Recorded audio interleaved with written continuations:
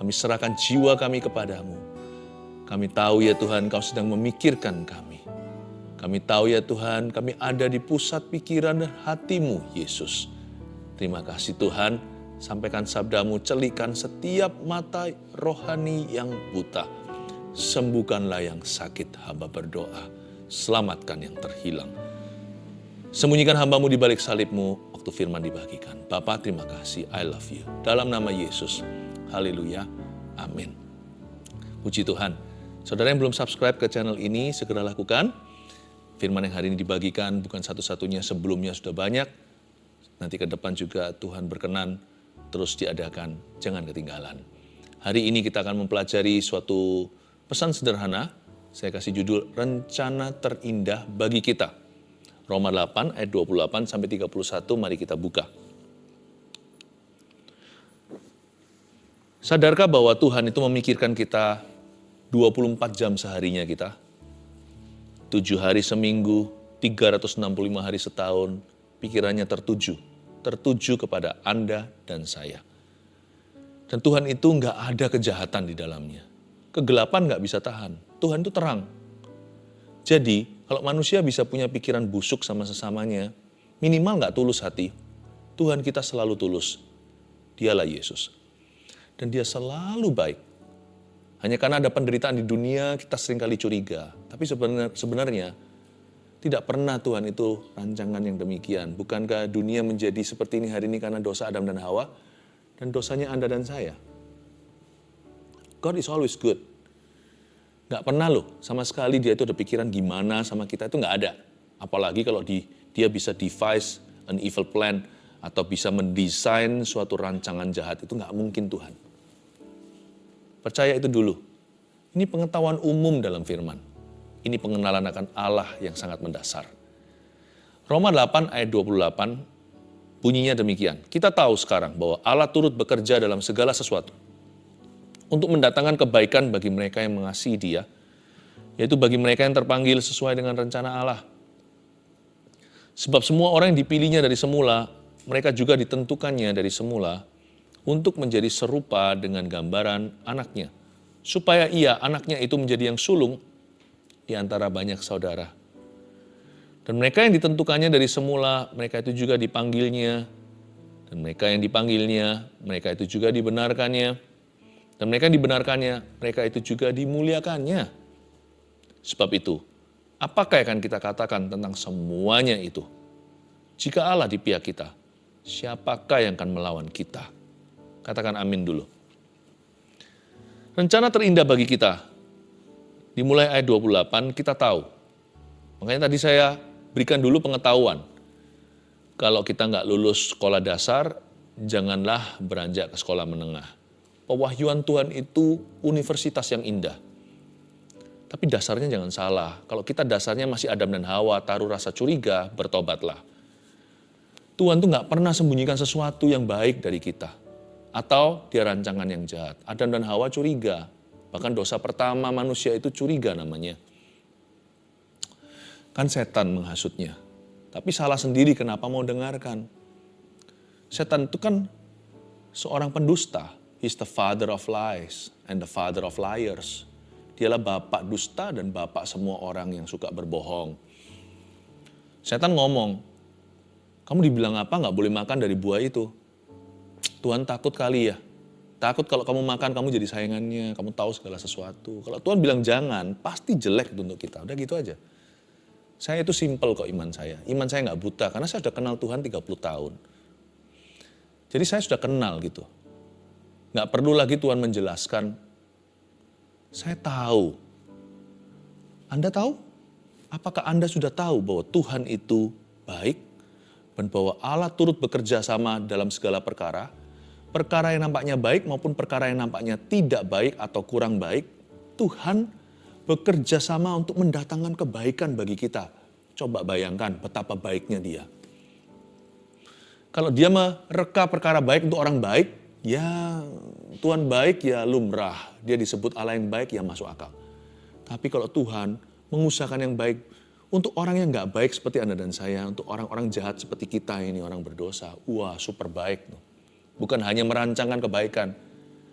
Dia mati untuk memberikan kebaikan itu bagi kita. God is good. Kok bisa ya kita masih curiga seperti Adam dan Hawa? Itu dosa udah kuno. Itu kalau ada di rak supermarket, jangan diambil itu. Itu produk-produk yang sudah kadaluarsa, expiry date-nya telah tiba. Kenapa manusia masih terus melakukan dosa purbakala? Curiga. Makanya ayat 28 dimulai dengan kita tahu. Jangan lanjut dari sini kalau nggak bisa lulus SD, jangan ke SMA. Jangan sekolah menengah atas. Kita tahu, do you know? Do you know? Tahukah Anda bahwa Tuhan nggak pernah jahat? Nggak pernah berbuat jahat sama kita seperti yang dituduh-tuduhkan. Seringkali manusia itu gini, lucu. Seperti di Amsal katakan, kita itu sengsara kerap kali karena kebodohan kita sendiri, tapi habis itu Tuhan yang dimarahi. Lalu kita salahkan Tuhan, kenapa Tuhan izinkan?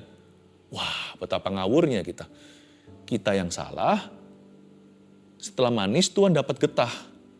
Tuhan yang memperoleh blame-nya. Kenapa Tuhan berikan aku penyakit? Kenapa Tuhan kasih aku persoalan? Kenapa Tuhan itu mengizinkan aku bangkrut? Padahal siapa yang spekulasi, siapa yang gambling, siapa yang berjudi? Kenapa kok Tuhan itu mengambil teman saya? Coba kita pikirkan siapa yang sensitif, siapa yang terlalu peka perasaannya, siapa yang melulu dikit-dikit konflik. Bukan Tuhan, kita yang mengeraskan hati. Kita tahu dulu, Tuhan tuh gak salah. Tuhan tuh baik. Kita tahu sekarang. Mari kita sama-sama mengenal Tuhan dengan baik dan benar. Bahwa Allah turut bekerja dalam segala sesuatu. Kata Allah turut bekerja itu betapa indahnya. Berarti Tuhan memakai kelebihan dan kekurangan kita. Kalau Allah turut bekerja dalam diri kita untuk mendatangkan kebaikan karena kita mengasihi Dia dan kita terpanggil sesuai dengan rencana Allah, berarti Tuhan juga bisa memakai kegagalan kita, bukan hanya keberhasilan. Saya nggak takut untuk beriman sama Tuhan, saya nggak takut untuk hidup saya mengiring Yesus. Kenapa? Karena ada janji bahwa kalau hidup saya di dalam Dia, maka segala sesuatu akan dipakainya. Tuhan pakai keberhasilan saya, dan waktu saya gagal, Tuhan juga akan pakai kegagalan saya untuk kemuliaannya. Bukan berarti saya boleh gagal secara sengaja, apalagi jatuh dalam dosa. Tapi sekalipun meskipun kalau saya jatuh dalam sebuah dosa, kesalahan, kecerobohan, kebodohan pun Tuhan bisa pakai itu untuk mendatangkan kebaikan untuk saya. Untuk orang lain juga. Tapi sekali lagi ya, jangan sengaja untuk jatuh dalam dosa. Hidup dalam Kristus itu enaknya di mana? Enaknya di sini. Segala-galanya yang kita lalui alami dipakai oleh Allah untuk kemuliaannya dan untuk mendatangkan kebaikan bagi hidup kita dan orang-orang di sekeliling kita. Tapi kalau hidup di luar Tuhan itu nggak enak. Sekalipun bisa sukses. Siapa bilang kalau orang menentang Tuhan itu nggak bisa berhasil hidupnya? Bisa secara finansil, bisa populer. Orang sedikit nyentik aja mau gila. Wah, dia bisa viral kemana-mana. Nggak tentu popularitas itu dari Tuhan. Tapi saya nggak mau 1000 hari di tempat lain. Saya nggak mau di pelataran orang-orang fasik, bukan karena saya sok suci. Karena tidak ada janji. Kalau orang itu hidup di luar Kristus atau jauh dari rencana Allah, putus hubungan, tidak bersekutu dengan Roh Kudus dan tiada firman Allah, pokoknya jauh deh hidupnya dari Tuhan. Jangankan kegagalan, kalau kegagalan sih pasti jadi batu sandungan. Keberhasilan orang itu pun tidak akan dipakai sama Tuhan. Bayangkan, coba bedakan perbandingannya itu loh, ada. Coba compare apple to apple. Coba bandingkan, itu persis head to head, kepala dengan kepala. Orang yang hidupnya di luar rencana Allah, orang yang tidak mengasihi Tuhan secara sengaja, yang menentang jalan-jalan Tuhan, yang hidupnya jauh dari hadiratnya, orang-orang yang tidak mau taat pada firman-Nya, orang-orang seperti ini, kegagalannya pasti tidak bisa dipakai untuk apa-apa. Karena mau nggak mau hidup orang yang jauh dari Tuhan pasti jadi batu sandungan. Tetapi keberhasilannya pun tidak akan dipakainya. Itulah bukti kenapa ada orang-orang yang sekalipun sukses finansialnya, keluarganya berantakan. Dia berhasil, tapi dalam keberhasilannya tidak ada kemuliaan Allah, tidak ada rencana Bapa. Di dalam keberhasilannya tidak ada purpose, tidak ada tujuan di dalamnya. Sehingga sekalipun dia sepertinya berhasil secara harta, dia sukses secara karir, tapi suksesnya itu menjadi kutuk bagi family. Saya nggak mau sih begitu, nggak mau. Ada orang tenar, populer, semua orang kenal, tapi hidupnya menjadi pengaruh negatif dan buruk bagi orang-orang muda, membuat pusing banyak papa mama, anak-anaknya memberontak akibat hasil karyanya. Baik itu lagu, baik itu whatever, apapun juga yang trendy di dunia ini. Allah tidak bekerja dalam hidup orang, sangat memungkinkan orang tersebut akan dipakai oleh iblis atau setan. Tapi kalau saya ikut Yesus sekalipun saya bisa gagal, saya tetap komitmen untuk ikut Tuhan. Jatuh bangun saya serahkan, kalau bisa jangan jatuh, kalau bisa bangun terus atau bangun melulu. Tapi pokoknya saya serahkan diri saya dulu. Saya nggak akan ragu untuk percaya Yesus terima Tuhan. Saya nggak akan ragu untuk dibaptis, baptis selam, baptisan pertobatan. Saya nggak peduli apa kata dunia. Saya nggak mau lagi digoda dengan pikiran nanti setelah dibaptis, nggak boleh ini, nggak boleh itu. Kalau setelah dibaptis, apakah saya bisa bertahan ya? Apakah saya bisa setia ya? Peduli amat. Kalau Tuhan perintahkan saya jalan. Saya nggak akan ragu atau bimbang saya ke gereja, ikut pelayanan, belajar firman. Saya nggak akan mikir dua kali untuk saya saat teduh pribadi atau saat teduh bersama. Kenapa? Kalau ikut Tuhan itu ada janji, kegagalan pun akan dipakainya. Kekurangan kelemahan kita pun ada rencana Allah di dalamnya. Hebat dan indah mengikut Tuhan. Ayat 29. Sebab semua orang yang dipilihnya dari semula, mereka juga ditentukannya dari semula untuk menjadi serupa dengan gambaran anaknya. Supaya ia anaknya itu menjadi yang sulung di antara banyak saudara. Kita ulang, ayat 29. Sebab semua orang yang dipilihnya, itu Anda dan saya. Mereka juga ditentukannya dari semula. Ditentukan untuk apa ya? Jadi pendeta, nggak semua orang. Jadi jangan takut kalau saya terlalu dekat sama Tuhan, kalau saya bangun kerohanian nanti saya jadi pendeta. Pendeta itu panggilan, kalau nggak terpanggil jangan. Nanti jadi gadungan. Jadi pengusaha juga panggilan, jadi ibu rumah tangga, jadi mahasiswa. Semua kita punya panggilan yang berbeda-beda. Sama aja profesinya pun karunianya nggak sama. Jadi di sini maksudnya apa? Kalau kita dipilihnya dari semula, kita ditentukannya dari semula untuk ditentukan untuk apa? Lihat ya, satu kesamaan semua anak Tuhan. Kita semua dari semula telah ditentukan untuk menjadi serupa dengan gambaran anaknya. Siapakah anak Allah? Anak Allah, Yesus namanya. Serupa dengan gambaran Yesus Kristus. Supaya ia, anak Bapa itu, anaknya itu, yaitu Tuhan Yesus Kristus menjadi yang sulung di antara banyak saudara. Berarti hidup kita itu harus berporos pada Kristus. Dia yang sulung itu berarti dia yang terutama. Dia yang utama. Dia leader pemimpinnya, kokonya, kakaknya. Yesus itu harus menjadi senternya. Itulah panggilan kita. Kalau Yesus jadi pusat perhatian kita dan pusat kehidupan kita. Jesus be the center of my life. Jesus be the center of my life. From beginning to the end, it's always been you, Jesus. Jesus, Jesus. Kalau Yesus menjadi pusat perhatian dan pusat kehidupan kita, maka nggak bisa nggak. Sekalipun kita ini manusia yang penuh kelemahan bahkan kegagalan, hidup kita pasti dipenuhi dengan rencana terindah dari Bapa. Karena jelas-jelas inilah DNA, inilah pakemnya, inilah standarnya. Kalau kita mau mengalami rencana setan, tinggalkan Tuhan.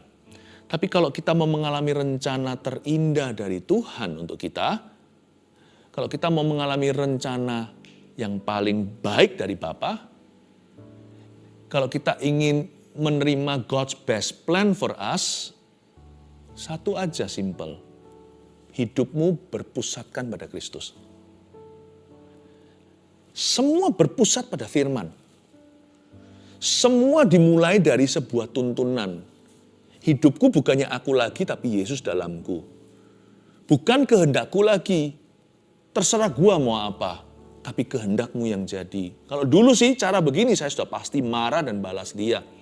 Sekarang enggak, karena hidup saya berporos pada Tuhan. Seperti bumi berputar pada porosnya. Poros kita yaitu Yesus Kristus yang sulung dari semua saudara. Menjadi segambar serupa dengan anaknya, dengan anak Allah. Baik itu firman-Nya, pengajarannya, Injil teladannya, mujizatnya, pengajarannya, perintah-perintah dan peringatannya. Itu jadi pusat kehidupan kita. Hidup kita itu dipenuhi dengan Yesus, Yesus, Yesus, Yesus. Mau nggak mau ya, rencana Bapa yang terbaik, God's best plan, will be unfold, pasti akan dinyatakan dalam kehidupan kita.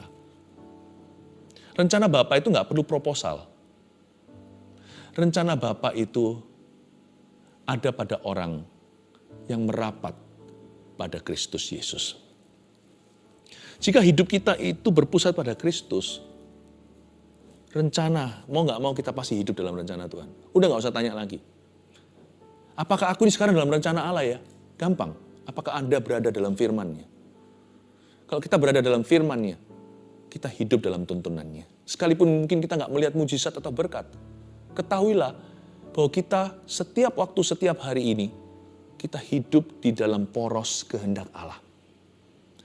Lalu ayat 30 berkata, dan mereka yang ditentukannya dari semula, mereka itu juga dipanggilnya. Dan mereka yang dipanggilnya, mereka itu juga dibenarkannya. Dan mereka yang dibenarkannya itu mereka juga dimuliakannya. Ayat 30 itu kan kelihatan sekali ada tatanan atau susunan. Pertama mereka ditentukan, lalu mereka dipanggil juga. Yang dipanggil dibenarkan, yang dibenarkan dimuliakan.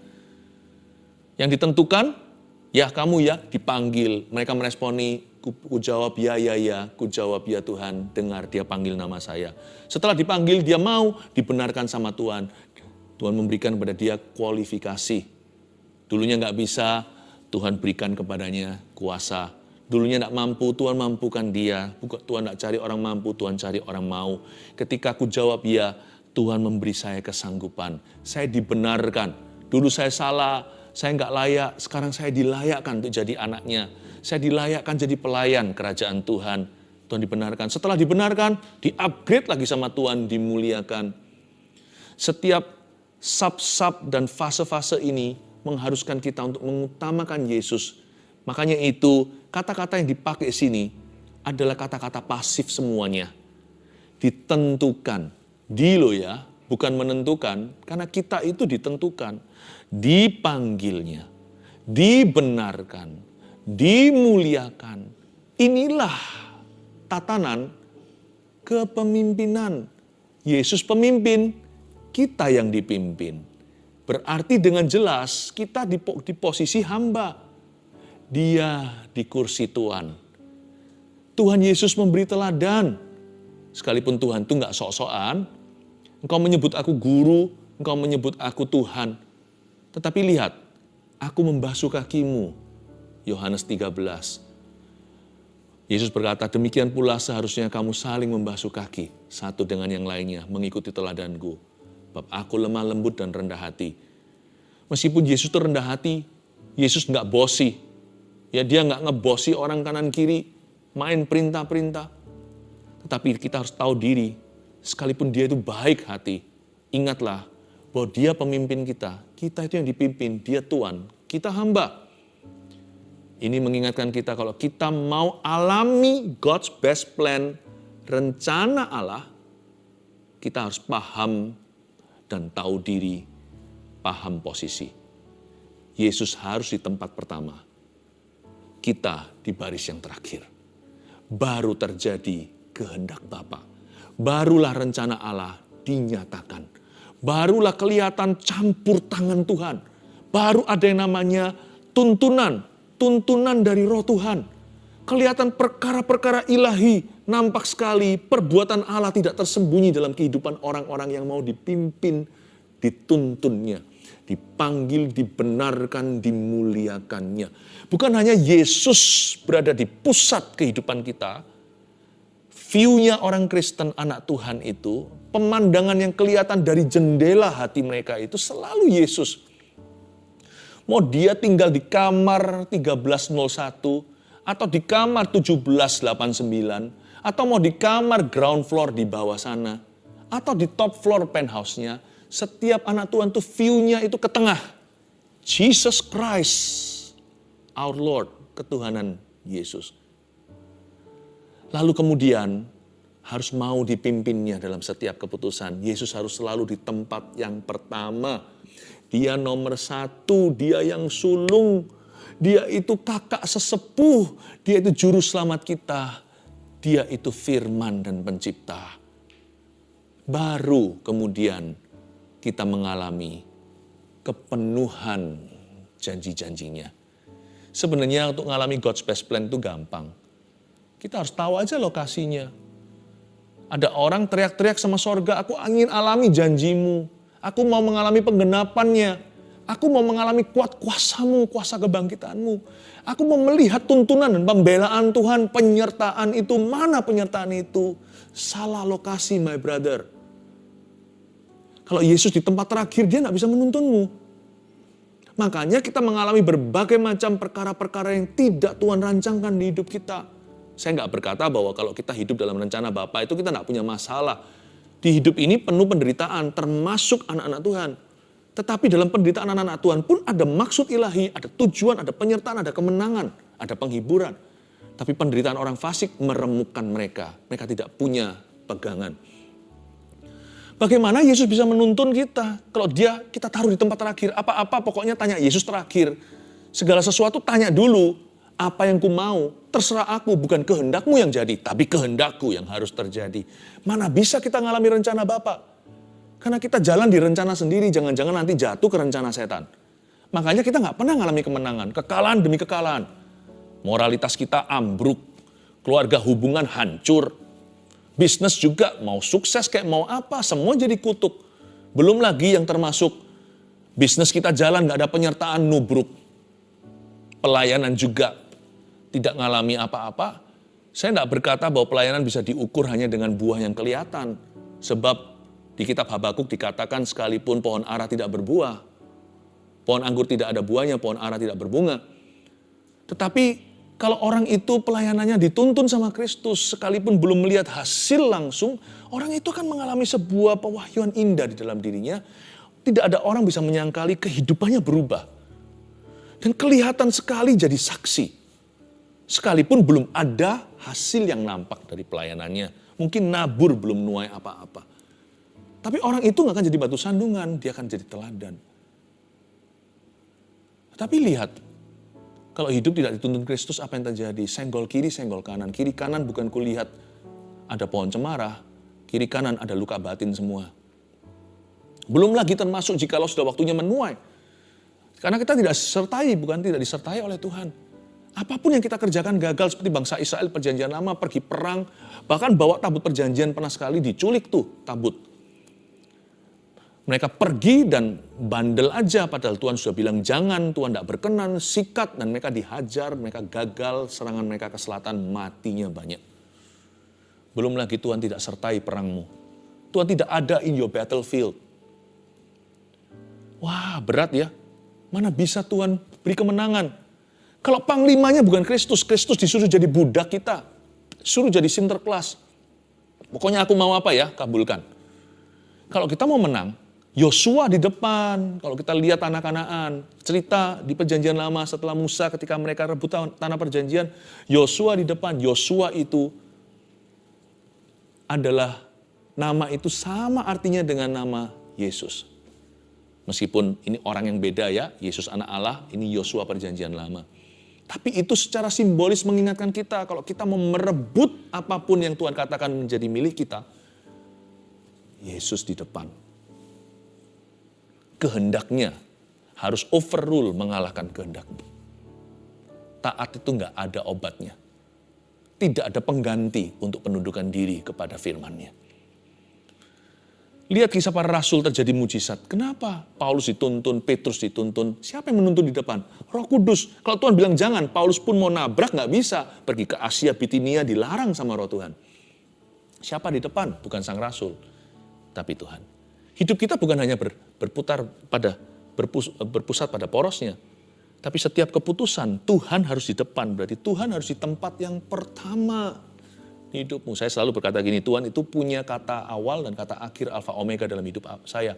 Apa-apa saya tanya Tuhan dulu. Lalu terakhir nanti Tuhan yang ketok palu. Lalu diantaranya apakah boleh penuh dengan, apakah di tengah-tengahnya itu saya bisa putusin sendiri? Juga enggak. Tengah-tengah itu saya jalani jalur firman. Jadi sebenarnya Tuhan bukan di tempat pertama. Tuhan bukan di tempat terakhir. Dalam hidup orang percaya, kamus kita, Tuhan itu adalah jalan. Dari awal sampai akhir, dari pintu rumah kembali lagi ke pintu itu, Tuhan, Tuhan, Tuhan, Tuhan, Tuhan, Tuhan, Tuhan. Tuhan terus. Bukan berarti kalau kita keluar lalu selalu dikit-dikit Tuhan, Tuhan. Enggak juga ya, kita harus bijaksana. Tetapi di hati itu loh harus Tuhan penuh. Meskipun nanti kalau di masyarakat kita harus bisa membawa diri, harus proporsional semuanya. Ada waktunya bersaksi, ada waktunya bekerja. Tuhan harus di tempat pertama. Baru kita ngalami rencananya. Nah, apalagi God's best plan bisa terjadi kalau kita tahu menempatkan diri. Kalau kita tahu menaruh posisi, menempatkan diri, kuda-kudanya itu pas. Karena lokasi mengalami rencana Allah ada pada Yesus di tempat pertama. Dan Yesus adalah pusatnya. Percaya garansi, tidak perlu merengek ke sorga. Orang yang menaruh Yesus di tengah hidupnya sebagai senter segala sesuatu. Dan orang yang mengizinkan Yesus di tempat pertama dalam segala keputusannya. Gak usah minta, orang itu sedang berjalan dalam rencana Allah. Yang terakhir ayat 31, sebab itu siapakah yang akan kita katakan, apakah yang akan kita katakan tentang semuanya itu? Jika Allah di pihak kita, siapakah yang akan melawan kita? Rencana terindah bagi kita itu, yang terakhir jika Allah di pihak kita. Nanti ya saya kasih rangkumannya. Jika Allah di pihak kita, maksud saya apa? Maksudnya begini, kalau tadi Tuhan sudah ada di porosnya, Tuhan di tempat pertama, ini hidupmu sudah jadi kepentingan sorga, bukan kepentinganmu. Sudah jadi kepentingan Tuhan. Allah yang bela, siapa lawan dia? Lebih dari pemenang, dalam segala hal, ku pasti dapat lakukan semua. Yesus yang beri kekuatan, terpujilah namanya. Allah akan membela kita. Nah, waktu Allah menjadi pembela inilah, disitulah ada banyak kesaksian hidup. Bagaimana orang-orang yang tidak dijagokan, orang-orang yang dipandang sebelah mata, yang dia dijadikan, pokoknya orang-orang yang gak diduga lah, justru Tuhan angkat. Di sini banyak kesaksian-kesaksian mujizat. Banyak kesaksian atau testimoni kemenangan ketika Allah membela kehidupan. Bagian daripada rencana indah dalam hidup kita adalah Allah bela. Dan kalau Allah membela kita, hidup kita akan penuh dan banyak cerita. Di dalam hidup ini, kalau Tuhan campur tangan, ada banyak plot twist-nya. Kalau kita lagi nonton sinetron atau kita nonton satu movie yang sutradaranya kawakan gitu, kita nggak bisa menebak nanti ini ujungnya gimana. Ternyata putar baliknya itu loh hebat. Makanya film itu box office. Karena kita nggak bisa mengira dari awal ini nanti bakalan gimana ya menangnya. Ternyata begitu, Tuhan lebih dari itu. Tuhan itu mastermind segala yang baik dan indah dalam hidup kita. Dan Tuhan memikirkan bagaimana caranya membela orang yang menaruh putra Allah. Anak Allah, Bapa berkepentingan.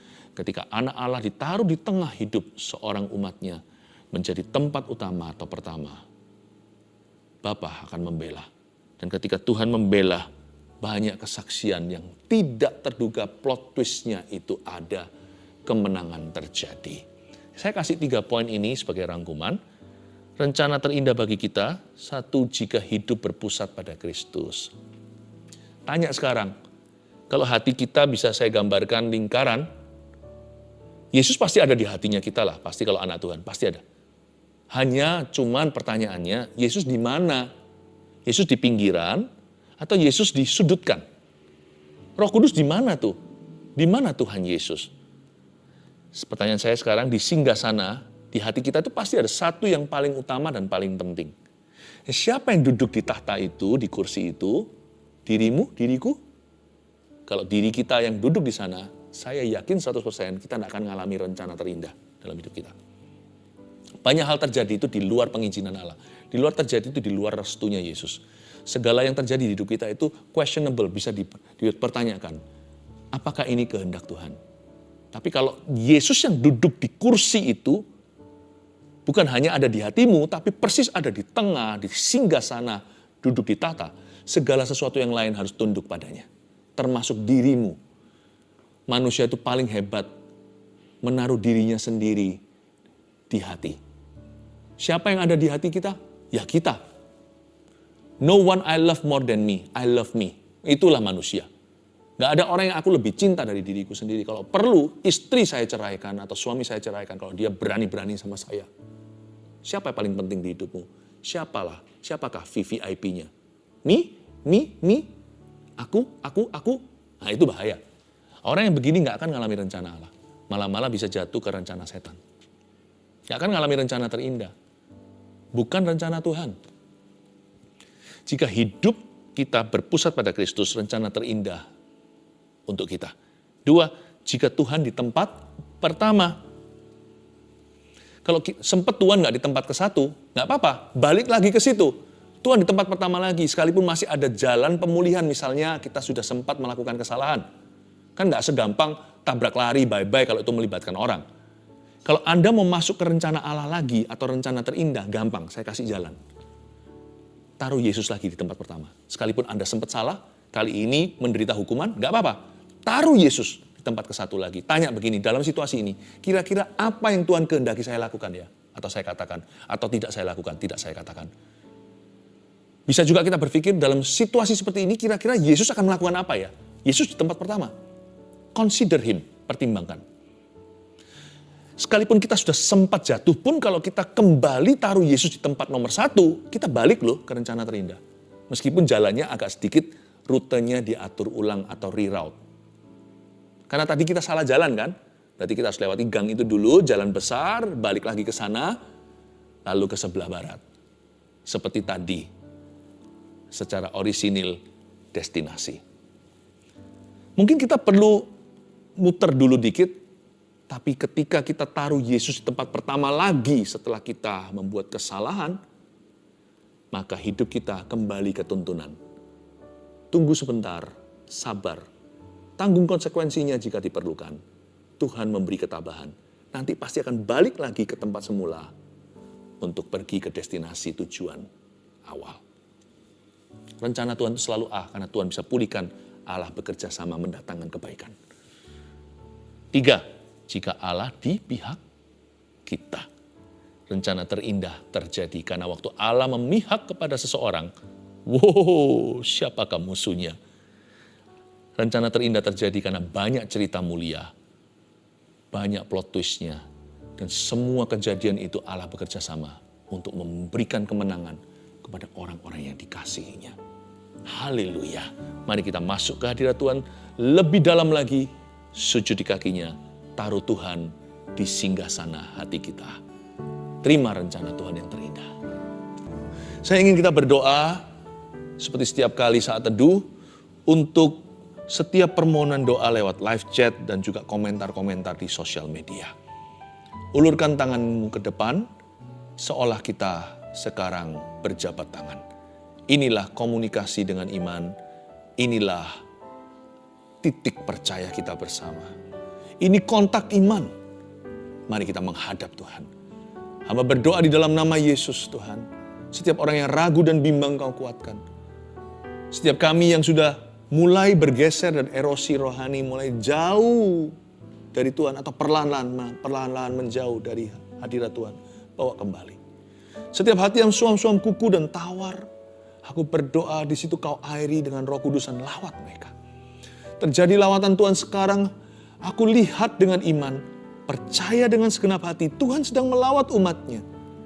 Terimalah lawatan ini dari Tuhan Yesus, jamahan dari Kristus, a fresh touch from the Master's hand. jamahan yang segar, yang baru dari tangan Juru Selamat kita. Tuhan Yesus pulihkan. Ada banyak orang yang mundur yang menyaksikan saat teduh hari ini. Paling tidak kalau Anda belum mundur total, Anda sudah nggak seperti dulu lagi. Ada beberapa yang sekarang bahkan sudah jarang ikut saat teduh bersama. Ini baru lagi ikutin, kok dapat firman ini. Saya percaya Tuhan mengajak Anda giat lagi. Bukan soal acara ya, tapi haus lapar akan kebenaran. Kembalilah, Tuhan melawat Anda di dalam nama Yesus Kristus. Saya melihat seperti ada air terjun. Saya percaya itulah Roh Kudus sedang mengairi banyak hati yang gersang. Saya lihat air mata juga. Ada tetes-tetesan seperti embun begitu. Tuhan membuat hati beberapa orang haru. Itu bukan feeling, emosi, perasaan. Roh Kudus sedang bekerja. Bercocok tanam di hati yang sudah kasar. Yang sudah keras dengan hadirat Allah. Tuhan sekarang gemburkan lagi dengan air matamu. Dalam nama Yesus, receive the grace of God. Terimalah jamahan Tuhan. Terpujilah namamu. Jamah Tuhan, setiap orang yang sakit dan punya kebutuhan fisik, dan mereka yang juga punya kebutuhan di dunia seperti pekerjaan, masalah, keuangan. Dengarkan Bapa, jamah setiap orang hamba berdoa. Di dalam nama Tuhan Yesus Kristus kami bersyukur kepadamu. Haleluya. Anda bisa letakkan tangan. Ada satu orang pria yang mengalami pembengkakan prostat. Maaf ini tetapi buang air kecil tidak lancar. Dan Anda ketakutan juga tentunya untuk operasi. Tuhan memberimu grace, kasih karunia. Tetap ke dokter, nanti dokter yang memutuskan, yang menyarankan. Tapi ini akan menjadi saran dokter nanti, tidak perlu operasi, sedikit obat diminum, sudah nggak apa-apa. Karena Tuhan tiba-tiba mengempiskan pembengkakan itu. Di dalam nama Yesus Kristus, sesuatu terjadi saat ini. He touches you, He's touching you. Tuhan menjamahmu. Di dalam nama Yesus, I speak healing in Jesus' name. Kuucapkan kesembuhan di dalam nama Tuhan Yesus Kristus.